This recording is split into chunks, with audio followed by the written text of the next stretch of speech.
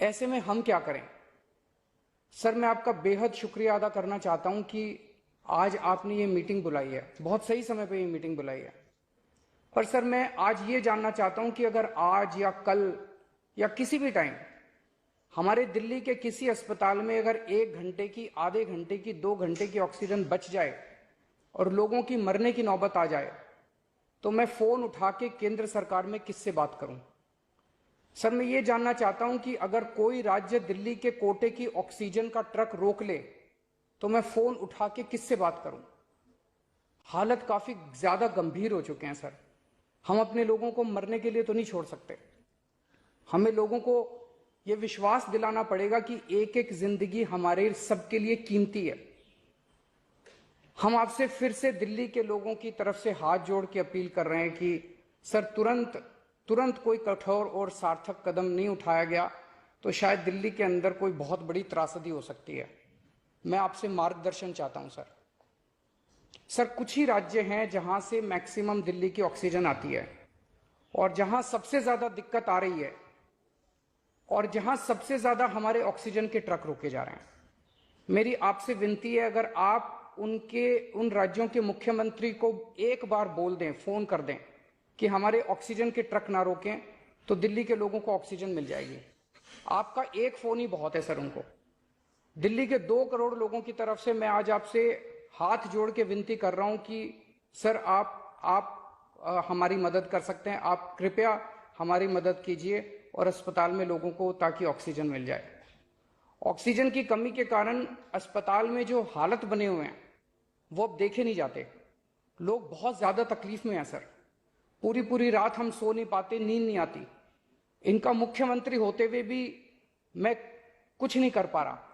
डर लगता है कि ऑक्सीजन की कमी से कहीं कोई बड़ा हादसा ना हो जाए। ईश्वर ना करे, अगर ऑक्सीजन ना मिलने से कुछ अनहोनी हो गई तो हम सब कभी अपने आप को माफ नहीं कर पाएंगे। प्रधानमंत्री जी, कोरोना से देश को बचाने के लिए एक नेशनल प्लान बनना चाहिए।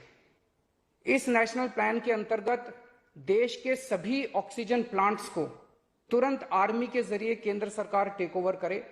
ऑक्सीजन प्लांट से निकलने वाले हर ट्रक के साथ एक आर्मी का एस्कॉर्ट व्हीकल रहेगा, तो कोई उस ट्रक को फिर आगे रोक नहीं पाएगा। सर, दिल्ली का जो ऑक्सीजन का कोटा आपने बढ़ाया, हम उसके बड़े शुक्रगुजार हैं, लेकिन उसमें लगभग 100 टन ऑक्सीजन उड़ीसा और वेस्ट बंगाल से आनी है। हम परसों से, जब से कोटा बढ़ा है, हम कोशिश कर रहे हैं उस ऑक्सीजन को दिल्ली लाने की। मेरा आपसे निवेदन है कि यहां से ऑक्सीजन अगर हो सके तो हमें हवाई जहाज से उपलब्ध करवाई जाए, और नहीं तो जैसा अभी बताया गया, आपका आइडिया है ऑक्सीजन एक्सप्रेस शुरू करने का, वो ऑक्सीजन एक्सप्रेस शुरू करके वेस्ट बंगाल और उड़ीसा से हमें ऑक्सीजन दिलवाई जाए। आइडिया नहीं, ऑलरेडी चल रहा है। सर, दिल्ली तक नहीं पहुंच पा रही, हमारी दिल्ली तक नहीं आ रहा। उसमें अगर हमें दिल्ली के लिए भी कॉरिडोर मिल जाए तो आपकी बड़ी मेहरबानी होगी सर। आपने 2-3 जगह तो कर दिया सर, आपके इंटरवेंशन से मुझे पता चला। एक दिल्ली के लिए और करा दीजिए सर, यहाँ की हमारी 100 टन ऑक्सीजन उधर से आनी है। प्रधानमंत्री जी, हमारे देश के वैज्ञानिकों ने इतने कम समय में जो वैक्सीन बनाई है, इसके लिए हमारे वैज्ञानिक साधुवाद के पात्र हैं। आपने इसमें जो प्रयास किए, आपका बहुत बहुत शुक्रिया। अब हम सब लोगों को मिलकर कम से कम समय में अपने नागरिकों को ये वैक्सीन लगवानी चाहिए। इसमें केंद्र और राज्य सभी सरकारों को हमको मिलकर काम करना है। अभी सर, केंद्र सरकार ने आदेश जारी किए हैं कि 1 मई से राज्य सरकारें सीधे कोरोना वैक्सीन खरीद सकती हैं।